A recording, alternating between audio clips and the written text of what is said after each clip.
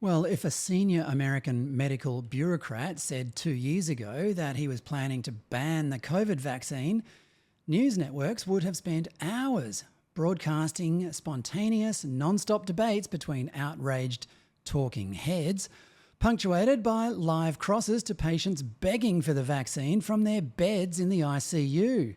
And newspapers would have added entire sections amplifying the alarm to the next morning's edition. But now, not a whimper. It was announced overnight that British cardiologist Dr. Aseem Malhotra, a long-time ally with Jay Bhattacharya and Robert F. Kennedy in the war against Big Pharma, would soon be appointed Chief Medical Advisor to the Make America Healthy Again initiative, and that his first task would be to ban COVID vaccines. Every corporate media outlet in the world, having received the same memo from the cabal, is ignoring it, despite those same outlets only recently touting the vaccines as the miracle saviour of all mankind. The same applies to the revelation yesterday from Rebecca Barnett, one of Australia's best independent journalists, is there any other kind these days, published in conjunction with Canberra Daily, that of the 35 deaths which occurred within 24 hours of an mRNA shot in Australia, 11 were not even investigated by the Therapeutic Goods Administration. 11 people almost certainly killed by a ruthless government without so much as a consoling explanation for the grieving relatives. And again, not a word about it in the mainstream media.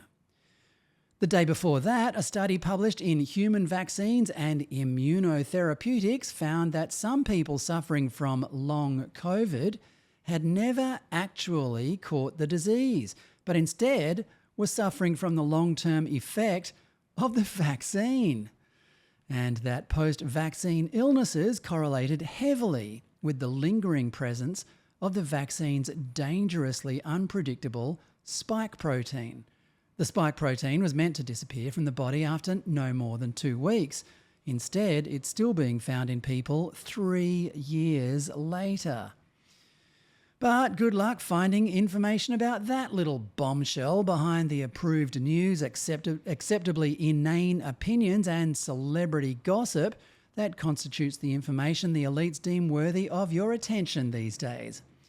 These are just 3 stories from the past 3 days. Well, I'm no detective, but I'm starting to see a pattern here. None of this jibes with what we were told a mere 2 years ago. When it declared the pandemic over on 5th of May 2023, the World Health Organization said it was only because the vaccine had immunized us against it. And it warned, quote, "This virus is here to stay. It is still killing and it is still changing. The risk remains of new variants emerging that cause new surges in cases and deaths." So why the indifference now? Well, the elites have decided that COVID is no longer a threat, hold the front page, but also that it never even happened. What lockdowns? What mandates? Gain of what? People died? What are you, some sort of conspiracy theorist? The globalists have other things on their mind now. The rise of reform in the United Kingdom, Donald Trump redefining world trade and Middle Eastern diplomacy, the anti-globalist resistance in Europe, freedom and prosperity breaking out in Argentina and Salvador, and, of course, the danger of peace breaking out in Ukraine, which would seriously diminish the profit of their sponsors in the arms industry. As they were doing during the 2010s, throughout the 2010s, they are quietly getting their ducks in a row before they make their next big assault.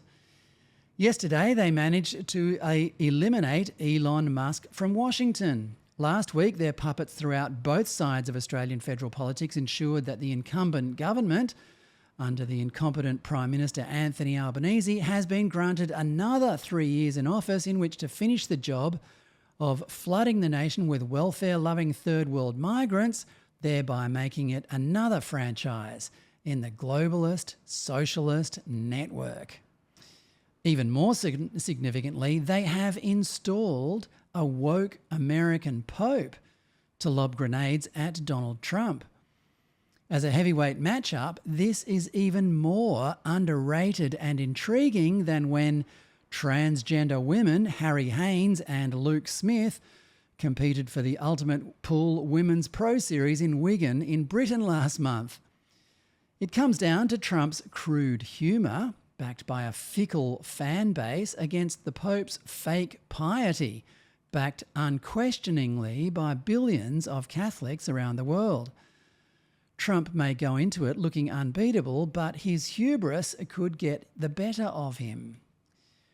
Where the globalists will choose to fight their next fight is difficult to know. They could return to climate, their bread and butter, which has an immaculate track record of fooling billions of people into parting with their personal wealth and freedom, or they might have another pandemic up their sleeves, which of course would also be a more useful vehicle to introduce global digital IDs and even a global digital currency.